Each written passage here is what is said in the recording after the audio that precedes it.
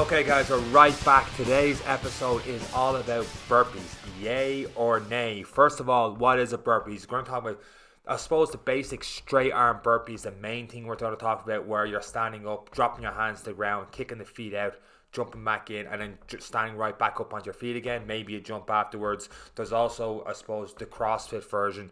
Well, it's not really a CrossFit version, but you do a push-up or just chest touch the floor, then back up. And the reason CrossFit does that is when they're doing competition and stuff, it's easy for them to go, your chest touch the floor, that counts as one burpee, standing up at the end of it.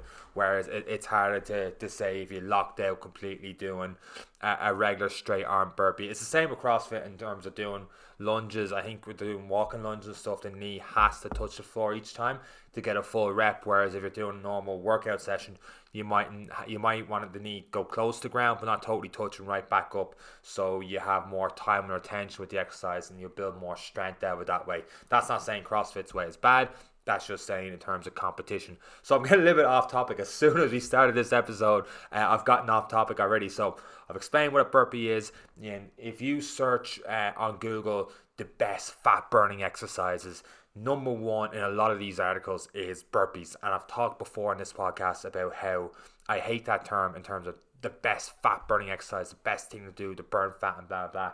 The best thing to do to lose body fat is to get your nutrition in check, to get a calorie deficit right there and then. That's what's going to work long term towards losing body fat. Burpees are not going to do it in that case. So that's been the number one thing people talk about why you should do burpees.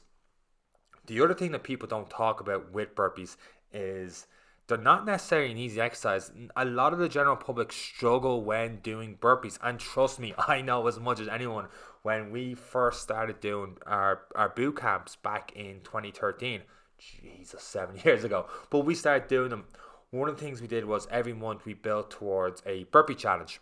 So the idea behind it was just, a big fat loss cardio session at the end of the full week, so nutrition will line up with it. And then on the Monday we'd have a burpee challenge where we do a warm-up based around doing burpees, so you'd less chance of injuring yourself during it. And then you'd have 40 seconds on, 20 seconds off, going for 8 rounds of burpees.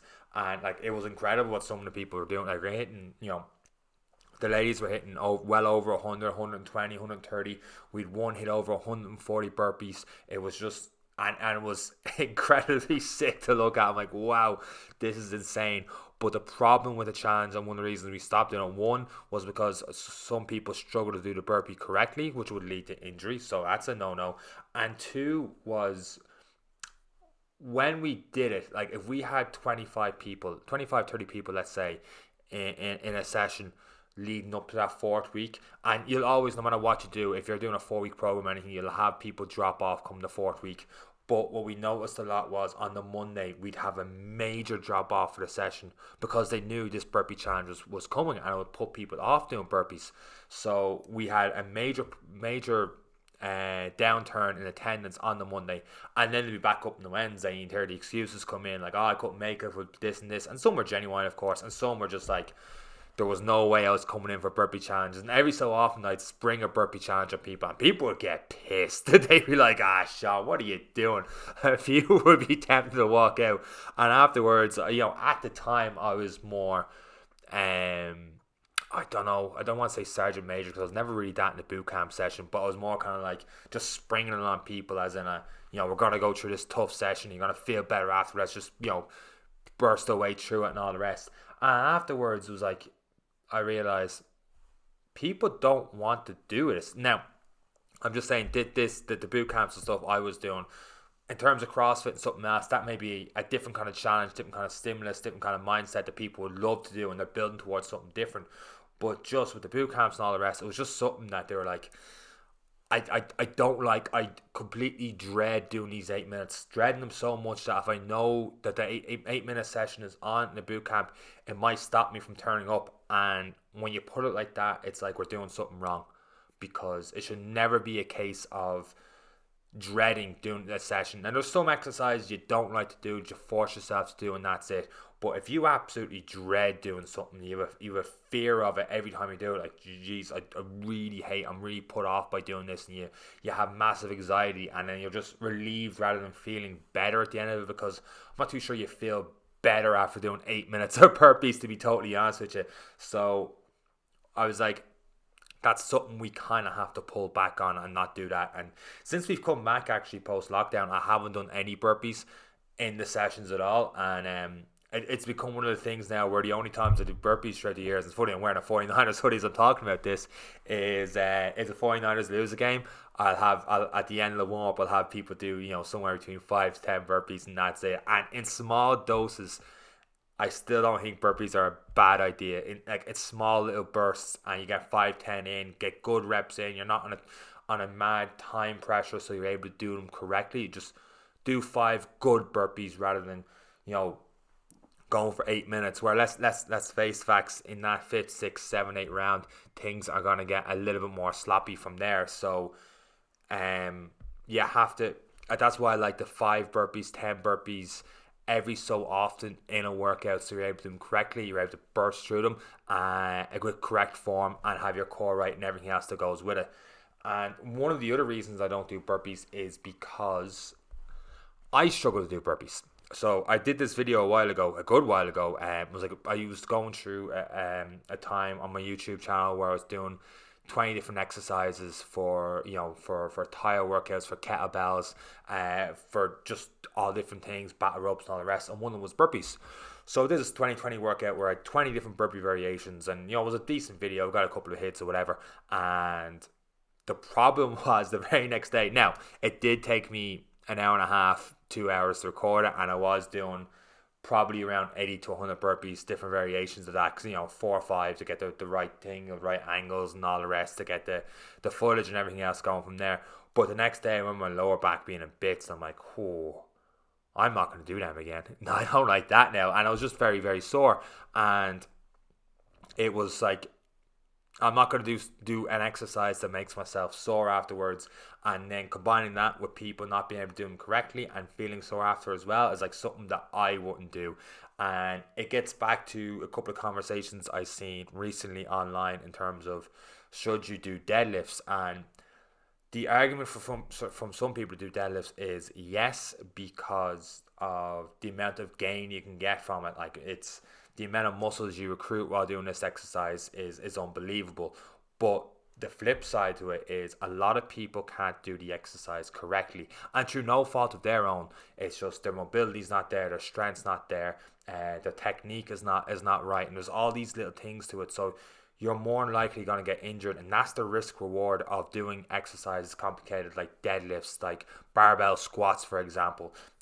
Is that if you've got something wrong a little and then still attempt to do that exercise, you're more than likely going to get injured that way. So it's like, if your technique's a little bit off in a goblet squat, you're a lot less likely going to get injured than you are doing a barbell squat. So unless you're very proficient at doing that exercise and you've been doing it for a long time and you're very confident in your technique, I wouldn't recommend the barbell squat or the barbell deadlift. And burpees is just an exercise that I feel you don't necessarily need to do. There are alternatives. Like, one of the problems with the burpee is jumping all the way down to the ground, hands down, feet out in, that flexion of the back and right back up. The flexion of the bending of that back doesn't matter too much if you've got a healthy back, because there's not really a load on your back. So I don't mind the bending of the back in that respect, but for some people that could trigger pain in the lower back. And if you have any sort of lower back issues, do not do burpees. So that's myself included in that one. Tons of lower back issues, don't do burpees. What you could do to prevent that bend in the lower back is, you don't have to jump down as far. You can do what's called a box burpee. So your hands go down to like a 12-inch, 24-inch box or something like that, back in and up. The only problem with that is I find it's too easy. I find you could do them all day and not really feel it. You'd probably get more benefit of doing different exercises than that. So the conclusion to this one is, it's not that I hate burpees. It's just they don't have as much weight to them. They don't mean as much as people who love burpees, like their absolute go-to fat burning exercise. They humble you, blah blah. They make you sweat. Not that making you sweat is epitome of a great workout. It's not. So they're like this, it's so many calories and stuff they burn. Forget about it. If you're doing even let's say that 8-minute challenge, let's go back to that 8-minute challenge, and you're burning, whatever, doing burpees. Let's say for argument's sake, you somehow burnt 200 to 300 calories in that. You're going to make that back as soon as the session is over. You're going to reward yourself probably for going through 8 minutes with something that has a lot more calories than that. And if that's the only reason you're training, like we've talked about constantly on this podcast, if that's all you're doing constantly is working out to get X amount of calories so you can eat X amount of calories to somehow balance yourself out, you're not going to stick with it long term. You're not going to get that long term fulfillment out of it. And just to wrap it up, on top of everything else, one of the questions I got asked this week when I was advertising my boot camp was a lady messaged in, and she was saying that she was X amount of weight, but she doesn't need to lose any more weight, so she just wanted strength training. Would the classes work for me? And yes, because it is pure marketing, and that's all it is, to say that these classes are specifically designed for fat loss. You might burn slightly more calories, but we're like, if you kept going and going, or HIIT training and all the rest, but we're talking about little. I mean, a 45-minute session, it depends on how much intensity and effort you put into it, but whether it's a strength session or cardio session, the calories are insignificant when compared to the entire week. It is more down to your nutrition on whether you're going to lose weight, whether you're going to lose fat. I mean, at the end of the day, the best exercise to do, I suppose, we talked about before, is the plate pushes, where you're pushing that food away from you. And that's not to say don't eat it at all. That's just to say that less calories is going to lead to fat loss, not the gym. You should go to the gym to have goals, to get stronger, to get healthier, to have more energy, to get fitter, and then that should complement your nutrition. And that's pretty much it. So if you like doing burpees, if you feel no pain doing burpees, keep doing them. There's no issue. Keep doing them. Throw them in a Tabata. Try that 8-minute challenge. Let me know how you get on with that one on my Instagram at coach_Sean C. Throw the DM if you do manage to do 40 seconds on, 20 seconds off for 8 minutes. If you were doing it, I would recommend having 1 or 2 other people beside you, so you're able to push yourself and just challenge yourself to get more than the next person.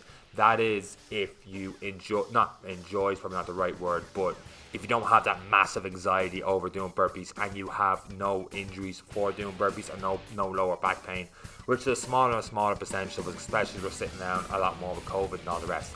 But if burpees aren't for you, that's okay. There are a million and one ways that we can get the job done in the gym, in the boot camp as well. And that is where I'm going to wrap up this episode of the podcast. Thank you once again for listening to this episode of the Coach Sean Fitness Podcast. And from me, take care. Now that wasn't a hard video to get through now, was it? I hope you guys got some value out of the video. If you did, please leave a thumbs up and subscribe to the Coach Sean channel, which is somewhere here. And hit that button, subscribe to the Coach Sean channel, leave a thumbs up. There should be a couple of other videos around here for you guys to check out. And that's all from me, from Coach Sean. Take care.